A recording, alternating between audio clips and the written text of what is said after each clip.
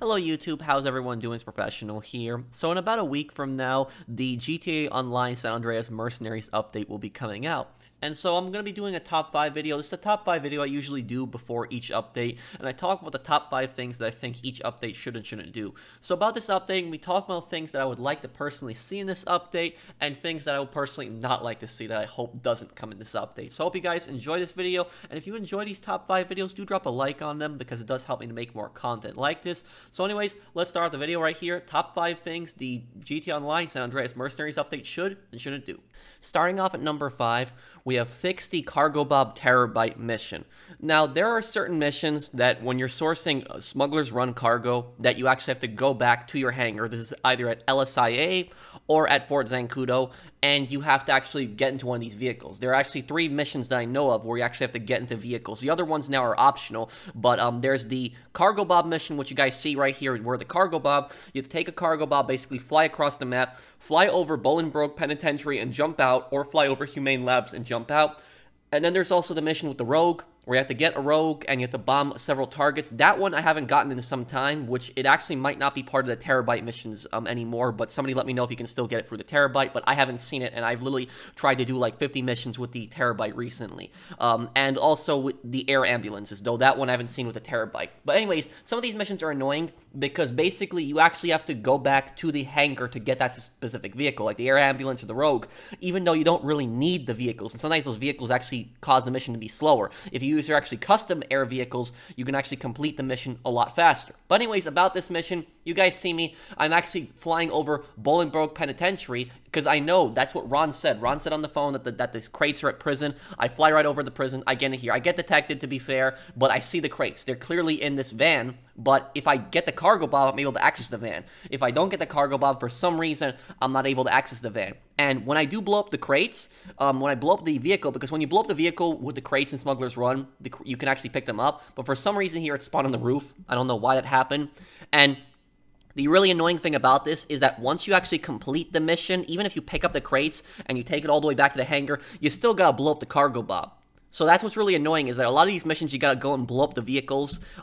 Why can't they just make it so that it's optional? You have the Cargobob on the screen there, but it just shows you right where the prison is, right where Humane Labs, and then you can skip that entire step. To be fair, like I said, you can pick up the crate and then just take it back and then blow up the Cargobob. You don't gotta go there right away if you know where you're going, but it's still an annoying thing. So some of these missions should be fixed, because if you're gonna be spawning things with a Terabyte, you should not be having to go all the way back to the hangar, because that defeats the purpose. The whole purpose of the Terabyte is that you can basically spawn the mission when you're not at the hangar. So why make you go back to the hangar again?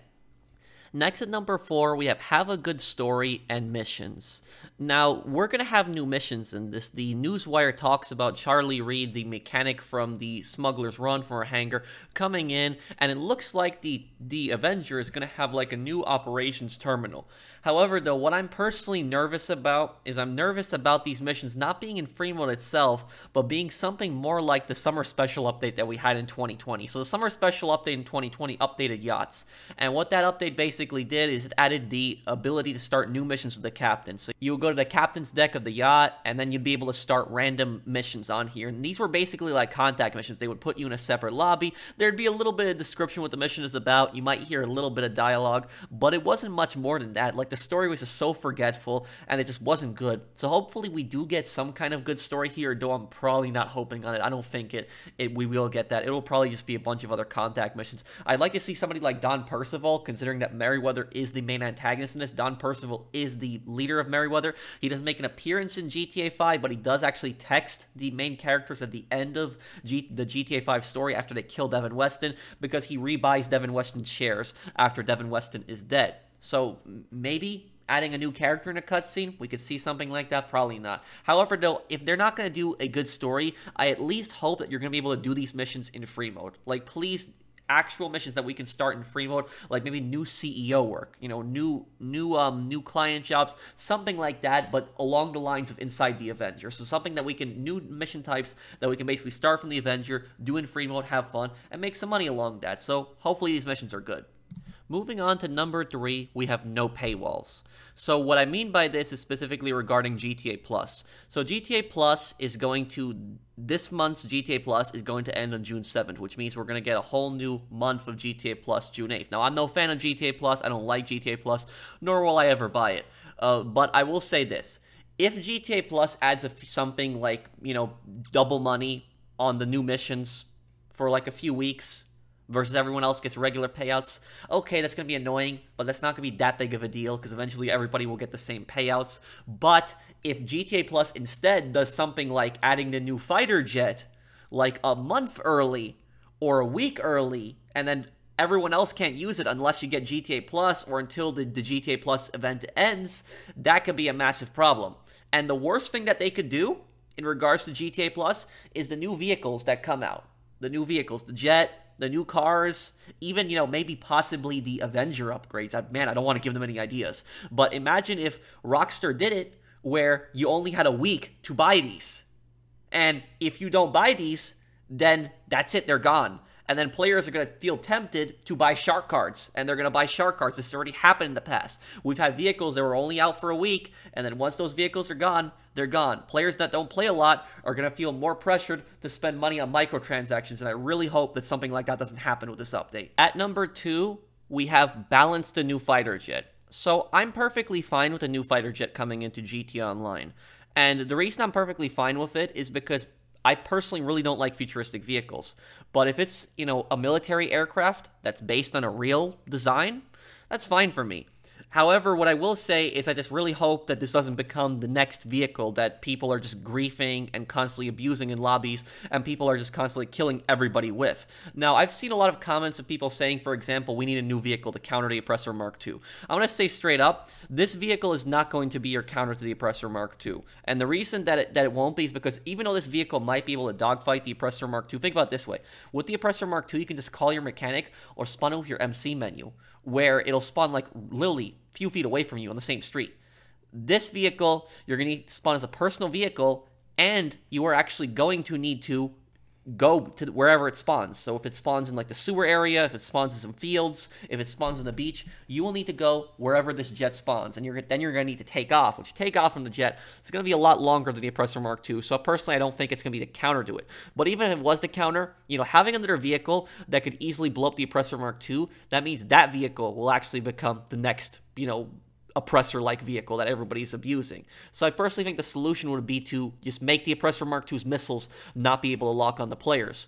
But in regards to the jet, I personally don't think, and this might be a little bit of a controversial opinion of mine, I personally don't think the laser and the Hydra, are overpowered vehicles. I think they used to be, but ever since the explosive sniper was added, I don't think they're really overpowered anymore, because there's 2 shots from the explosive sniper, they're done. Even just 1 shot, and eventually the vehicle will get disabled. And, I was playing free mode the other day, this guy was following me with a jet, I thought he was friendly, but then he decided to blow me up, and it turned into a war that literally lasted for like over an hour long, and then him and his friend kept getting into jets, and we kept shooting each other down, but I kept using the explosive sniper, and it worked. It helps out a lot. So just showing that explosive sniper is very helpful against fighter jets. However, though, there's another thing. One thing that's very broken in regards to fighter jets, and I really hope this doesn't happen with the new update. I was talking about this on my stream, actually, and a few of you guys actually brought up a very important point. You brought up something that I completely forgot about. And the thing that I completely forgot about was that there's actually a glitch where you can actually use thermal vision in a fighter jet, and that's actually really broken. That's actually really overpowered. Well, I don't think the jets themselves are overpowered. I think that being able to use thermal and just being able to easily see your target on the ground and just spraying the explosive cannons doesn't really require much skill. I think that the thermal vision is more of a problem. And then what ended up happening is me and my friends actually got into my Avenger, and I actually put on thermal vision because my friend told me I could do it, and I completely forgot that you could actually use a thermal helmet in the Avenger. I knew you could use it in the Kasatka submarine, but I completely forgot that you could use it inside the Avenger. And so I just got in the Avenger's guns, and that same guy who killed me earlier kept blowing himself up. He's the one who started the fight, but the point that I'm making here is that this is just really broken. Just being able to use thermal like this and being able to easily see a target. I just personally don't think that thermal should be allowed in aircraft. That's just my opinion. However, though, there's one other thing I want to mention here. I don't think the Avenger is going to be overpowered in this update. Now, some people have been talking about that, saying the Avenger. Like I said, my main concern is more about being able to use thermal in this new jet if it has explosive cannons. That's more my issue. The Avenger actually has rocket pods, and I actually feel really stupid. The reason I feel really stupid is because usually I'm very thorough in my videos, and I check every detail, I look at it, examine it, but I just missed these rocket pods. I don't know how I missed those rocket pods when I was doing my analysis a few days ago, so I'm really sorry I didn't mention that, guys. But you see, there's new rocket pods that are being added onto the Avenger, and the question is whether these rocket pods are going to be commanded by the pilot or the gunner. But even in worst case scenario, if those rocket pods are going to be piloted by the pilot, I don't think they're going to be lock-on. And the Avenger is a very big vehicle. So even though it can take a lot of damage, it's a very big vehicle. And it's actually not that hard to shoot it down. And you can actually, before you blow it up, you could disable it. So I think it's more on the jet that we should personally be concerned with. But please don't add, a vehicle that will be able to use thermal. If anything, keep the fighter jet. If it's going to have explosive cannons, okay, fine. I actually asked in a poll this, and 17,000 of you guys voted. And most of you guys said that you're fine with the new jet having explosive cannons, just as long as it's not overpowered. And I agree. If the new jet has explosive cannons, I'm fine with it if it's like the Laser or the Hydra. Just don't allow it to use thermal, and don't make it almost impossible to hit. Other than that, I think it'll be a perfectly fine jet to add. And the number one thing the San Andreas Mercenaries update should do, it's something that players have requested for years. For years in GT Online, ever since Smuggler's Run came out. I've seen so many people requesting this, and what is that thing that people have been requesting? Since this update is focusing a lot on aircraft, and it looks like we're getting updates to the Avenger. Avenger is going to be able to be stored in the hangar after all, and we are, it looks like, going to get new missions probably in regards to the hangar. What should Rockstar do? Well, let solo players source 4 crates at a time. This is one thing that's always bothered me about the hangar business, and this is probably the number one thing that has stopped people from doing the hangar. Sure, the hangar has gotten a pay increase since the Drug Wars DLC. I'm not denying that. That's definitely a good thing. But what's really annoying is that when you play it as a solo player, you can only collect 1 crate. Where when you play with 2 players, 2 crates, 3 players, 3 crates, and 4 players, 4 crates at a time. Why can you not pick up 4 crates in one mission? I don't mind flying back and forth, it's fine, because the nice thing about the hangars is that you can just drop the crate right on the roof and just be done with it. You don't have to get teleported inside the business like the CEO crates, so why can't we just collect 4 crates at a time? Why can't we do that? Why is it that we're limited to just picking up 1 crate when we're doing it solo? Even when you do long missions like the Titan mission, you're only picking up 1 crate in the end. So let us please, solo players, pick up 4 crates at a time. You'll have a lot more people doing Smuggler's Run, and it's something that people have been requesting for many years. So thank you guys for watching. Hope you guys enjoyed this video. This update, I don't expect this update to be big. There are some hopes I have for this update, but, I think the thing that's probably going to be messed up in this update the most, I think the story's probably going to suck. That's just my best guess. Hopefully I'm wrong on that. I think it's probably going to be kind of boring, not that well done, but I guess we'll see. It's probably going to be similar to, contact missions. Don't expect much from this update, but, at least we're getting another update, and, our larger update is probably going to be December. So I hope you guys enjoyed this video. Thank you guys for watching. Take care, everyone. Have a wonderful day, guys.